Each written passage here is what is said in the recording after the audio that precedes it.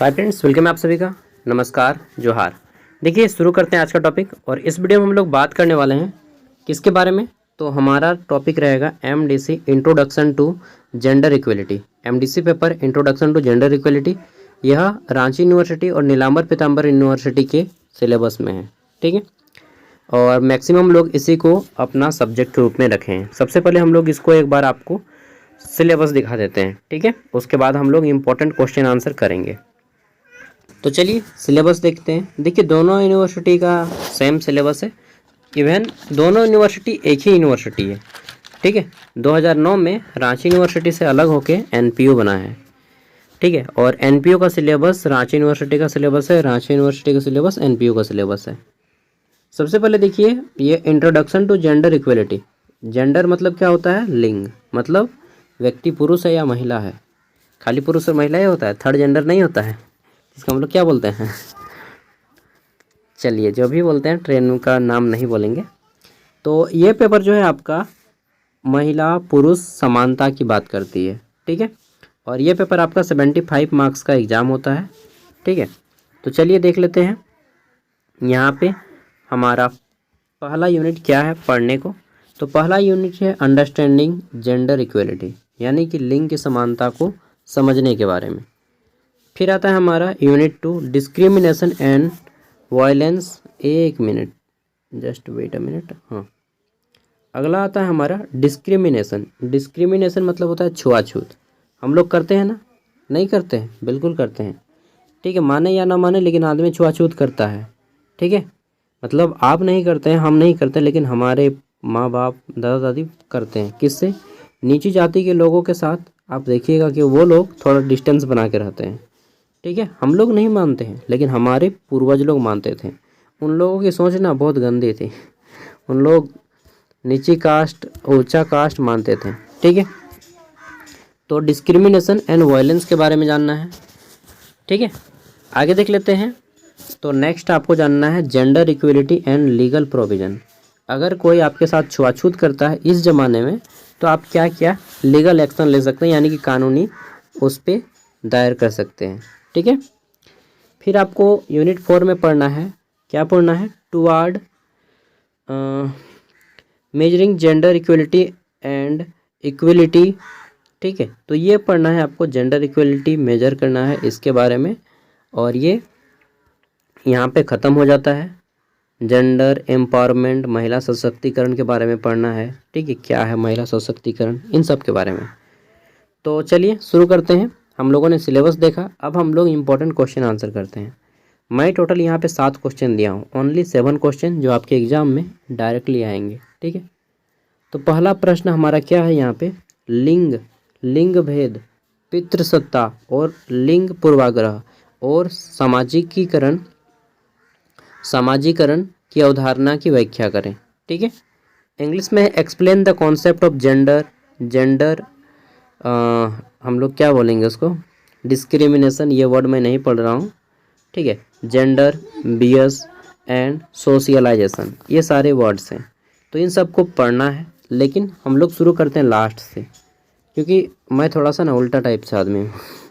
ठीक है, तो लास्ट से हम लोग पढ़ना शुरू करेंगे। हमारा पहला प्रश्न है, अंतिम से पहला प्रश्न, यह झारखंड से रिलेटेड है। झारखंड से रिलेटेड प्रश्न क्या है हमारा कि शक्तियों और कार्यों के संदर्भ में झारखंड राज्य महिला आयोग का वर्णन करें। ठीक है, इंग्लिश में describe Jharkhand state commission for women with reference to power and function के दृष्टिकोण से झारखंड राज्य महिला आयोग के बारे में पूछा गया है। ठीक है, तो चलिए आगे बढ़ाते हैं। आज ना मेरा काम नहीं कर रहा है थोड़ा सा सही से सिस्टम। तो यहाँ पे हमारा पहला प्रश्न क्या आता है? झारखंड राज्य महिला आयोग के बारे में। ठीक है, देखिए, झारखंड राज्य आप सबको मालूम है 15 नवंबर 2000 को स्थापित हुआ, बिहार से अलग होके। उसके बाद यहाँ पे जो महिला आयोग बना, झारखंड राज्य महिला आयोग के नाम से जाना गया। उससे पहले बिहार राज्य महिला आयोग के नाम से यहाँ पे चलता था। ठीक है, तो झारखंड राज्य महिला आयोग, ठीक है, का मुख्य कार्यालय महिलाओं के अधिकार की रक्षा करना है और उनके साथ होने वाले भेदभाव, उत्पीड़न को रोकना है। आयोग महिलाओं से संबंधित मामलों की जांच करता है कि कहीं पे कोई लेडीज़ को मतलब समझ रहे हैं, ठीक है, कोई घरेलू हिंसा तो नहीं कर रहा है या फिर कोई पुरुष उसके साथ गैर संबंध तो नहीं बना रहा है, ठीक है, बिना उसकी मर्जी के। तो ये सारी चीज़ों की जांच करता है। घर में, ससुराल में कहीं किसी को ज़बरदस्ती कुछ फोर्स तो नहीं किया जा रहा है, मारपीट तो नहीं रहे हैं, ठीक है। इस तरह से घरेलू हिंसाओं के मामलों को दर्ज करता है। महिलाओं के खिलाफ अपराधों पर कार्रवाई करता है और महिलाओं को सशक्त बनाने में, मजबूत बनाने के लिए जागरूक कार्यक्रम आयोजित करता है। और इसका साथ जो है एनजीओ लोग भी देता है। एनजीओ मतलब छोटा छोटा एनजीओ होता है ना, नॉन गवर्नमेंट ऑर्गेनाइजेशन, ठीक है, तो एनजीओ भी इनके साथ में काम करती है। इसका मुख्यालय रांची में स्थित है, झारखंड राज्य महिला आयोग का। आयोग के प्रमुख कार्य और शक्तियाँ इस प्रकार है। जांच करना, सबसे पहला क्या है, जांच करना, यानी कि जब कोई सपोज दैट आपने कंप्लेन किया तो आप जो है जांच के लिए आएगा टीम। झारखंड राज्य महिला आयोग के खिलाफ अपराधों में भेदभाव और उत्पीड़न के मामलों की जांच करता है, ठीक है। फिर शिकायतों का निवारण करता है। आयोग जो है क्या करता है, आयोग महिलाओं द्वारा दर्ज की गई शिकायतों का निवारण करने के लिए कार्रवाई करता है। आप बोलिएगा कहाँ पे शिकायत करेंगे, नंबर वगैरह कुछ बताइएगा तब ना सागर भाई। चलिए अभी नंबर भी बताऊंगा, ठीक है, सब बताऊंगा। फिर कानूनी सहायता। कानूनी सहायता की बात करें तो झारखंड स्टेट वुमेन्स कमीशन महिला आयोग महिलाओं की कानूनी सहायता प्रदान करता है ताकि वे अपने अधिकारों की रक्षा कर सकें, ठीक है। जागरूकता कार्यक्रम लाया जाता है। आयोग महिलाओं के अधिकारों और सशक्तिकरण पर जागरूक कार्यक्रम भी आयोजित करता है, ठीक है। सरकार की सिफारिशों की बात करें तो झारखंड स्टेट वुमेन्स कमीशन महिलाओं से संबंधित मामलों पर सरकार की सिफारिशें देता है और अन्य एजेंसियों के साथ सहयोग करता है। आयोग महिलाओं के मुद्दों पर काम करने वाली अन्य एजेंसियों के साथ सहयोग करता है, ठीक है।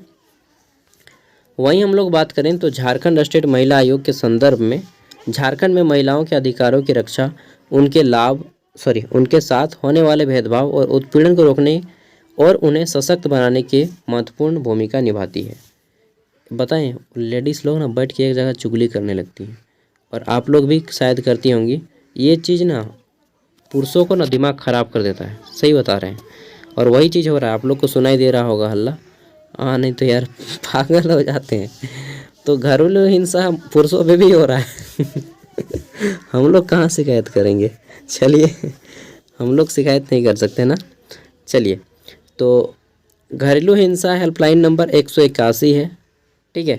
महिला हेल्पलाइन नंबर 1090 है और पुलिस हेल्पलाइन नंबर 100 है। एम्बुलेंस का आप सबको मालूम है 108 सबको मालूम है रहता है। अब चलिए दूसरा प्रश्न करते हैं। दूसरा प्रश्न क्या है हमारा, दूसरा प्रश्न है घरेलू हिंसा में, 1 मिनट यहाँ पे, समाज में घरेलू हिंसा पर एक निबंध लिखें, ठीक है। Right an essay on domestic violence in society. समाज में जो घरेलू हिंसा हो रहा है उस पर एक निबंध लिखना है, ठीक है।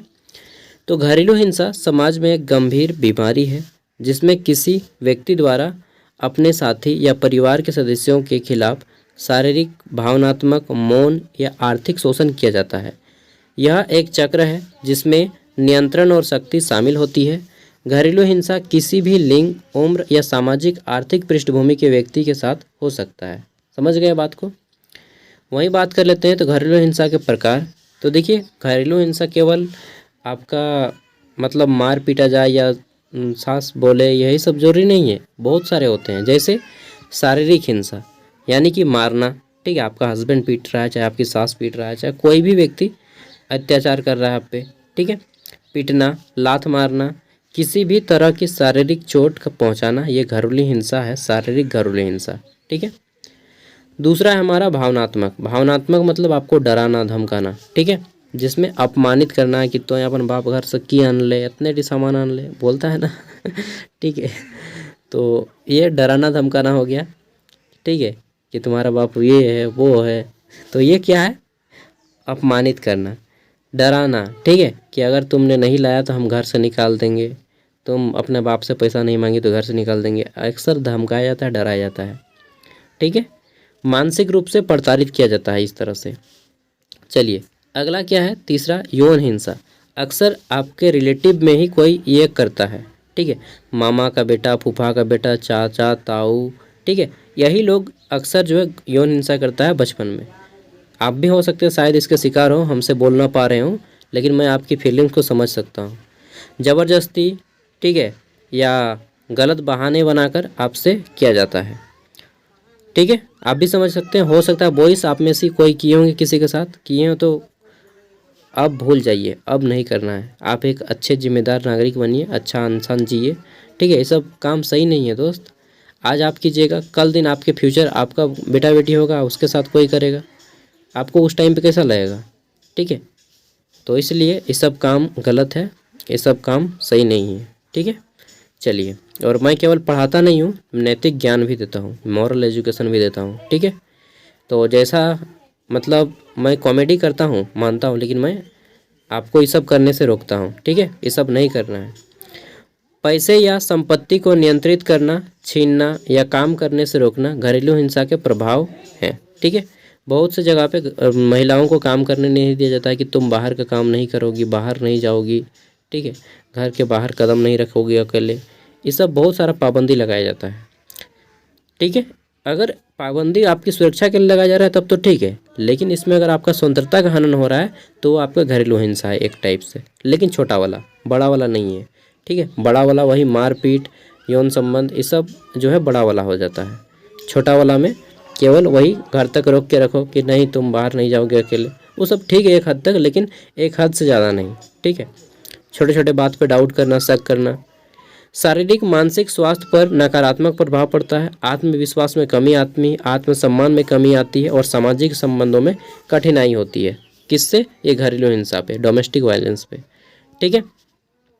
अगला है बच्चों पर नकारात्मक प्रभाव, भले ही वे हिंसा या प्रत्यक्ष शिकार ना हो, इसके अलावा लंबे समय तक चलने वाले भावनात्मक आघात पड़ता है। घरेलू हिंसा से कैसे निपटें, तो देखिए इसके लिए कुछ यहाँ पे बताए गए हैं, आप इसे ध्यान रखिएगा। पहला क्या है, तो पहला है हमारा, यदि सुरक्षा करें, यदि आप खतरे में हैं तो सुरक्षित स्थान पर जाएं और पुलिस या किसी भरोसेमंद व्यक्ति से संपर्क करें, ठीक है। कानूनी सहायता लें, घरेलू हिंसा से सुरक्षा के लिए कानूनी सहायता प्राप्त करें, जैसे कि सुरक्षा आदेश या कानूनी सलाह, नंबर दे ही दिया मैंने। परामर्श, मनोवैज्ञानिक या परामर्शदाताओं से सलाह लें और जो आपके भावनाओं को आघात से उबरने में मदद कर सकते हैं, ठीक है। जागरूकता, घरेलू हिंसा के बारे में जागरूकता बढ़ाएं और दूसरों को इसके बारे में भी शिक्षित करें। ऐसा नहीं कि केवल आप शिक्षित हो गए हैं तो काफ़ी है, आप अपने दोस्त, सहेली वगैरह जितना भी है सबको सेंड करें। दोस्त लोग अपने अन्य दोस्तों तक शेयर करें, अगर बॉयज़ हैं तो गर्ल्स को सेंड करें, ठीक है। शिकायत दर्ज करें, यदि आप घरेलू हिंसा का शिकार हैं तो पुलिस या अन्य संबंधित अधिकारियों के पास शिकायत दर्ज करें। मदद मांगें अपने फैमिली से, ठीक है। यदि आप किसी ऐसे व्यक्ति को जानते हैं जो घरेलू हिंसा का शिकार है तो उनकी मदद करें। हो सकता है आपका कोई फ्रेंड हो, ठीक है, आपकी कोई फ्रेंड हो तो उनकी मदद करें। घरेलू हिंसा एक अपराध है और उसे सहन नहीं करना चाहिए। यदि आप आसपास के कोई घरेलू हिंसा का शिकार है तो कृपया उसकी मदद में आएँ। यही सब आपको लिखना है, ठीक है, और हेल्पलाइन नंबर यहाँ पे तो दिया ही गया है। तो ये हो गए, आगे देख लेते हैं। तो नेक्स्ट हमारा अगला प्रश्न, क्वेश्चन नंबर 5, इसमें क्या पूछा गया है कि भारत में संविधान में महिलाओं को कुछ अधिकार दिया गया है, ठीक है, उसके बारे में बताना है, ठीक है। नेक्स्ट आपका अगला प्रश्न क्या है, अगला प्रश्न है आपका क्वेश्चन नंबर 4, जेंडर एम्पावरमेंट, यानी कि हम बोल सकते हैं कि लिंग, क्या बोलेंगे यार, एम्पावरमेंट, सशक्तिकरण, ठीक है। जेंडर एम्पावरमेंट माप क्या है, ठीक है। ग्लोबल जेंडर गैप इंडेक्स और जेंडर ऑडिट की अवधारणा पर प्रकाश डालें। इंग्लिश में है, जो लोग इंग्लिश में करना चाहते हैं, देखिए मैं तो हिंदी में ही क्वेश्चन दे रहा हूँ, ठीक है, इंग्लिश मीडियम वालों को थोड़ा सा दिक्कत हो सकता है।